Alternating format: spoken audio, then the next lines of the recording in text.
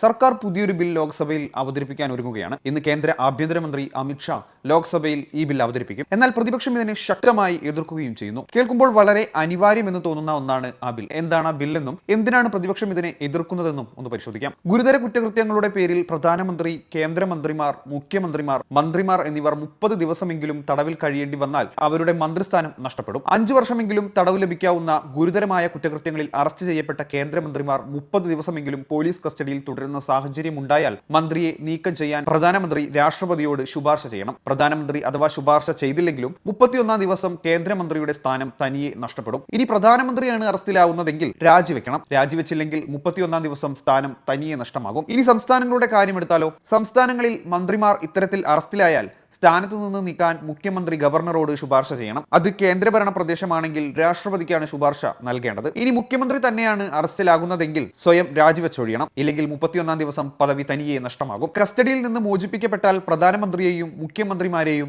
മന്ത്രിമാരെയും പുനർനിയമിക്കാനും കഴിയും. ഇതാണ് സർക്കാർ കൊണ്ടുവരാൻ ഉദ്ദേശിക്കുന്ന ബിൽ. ഭരണപക്ഷത്തിരിക്കുന്ന മന്ത്രിമാർക്ക് തന്നെ പണിയാവുന്ന ഈ ബില്ലിനെ എന്തിനാണ് പ്രതിപക്ഷം എതിർക്കുന്നത്? കാരണമുണ്ട്. പ്രതിപക്ഷ നേതാവായ രാഹുൽ ഗാന്ധിയും സംഘവും പല സംസ്ഥാനങ്ങളിലും നടന്ന വോട്ട് കൊള്ള പുറത്തു കൊണ്ടുവന്നിരിക്കുകയാണ്. അതിൽ നിന്ന് ശ്രദ്ധ തിരിക്കാൻ വേണ്ടിയാണ് ഇത്തരമൊരു നീക്കം എന്നാണ് പ്രതിപക്ഷം പ്രതികരിക്കുന്നത്. ഇത് പ്രതിപക്ഷ സർക്കാരുകളെ അട്ടിമറിക്കാനുള്ള കാടത്ത നിയമമാണെന്നാണ് കെ സി വേണുഗോപാൽ എം പിയും പ്രതികരിക്കുന്നത്.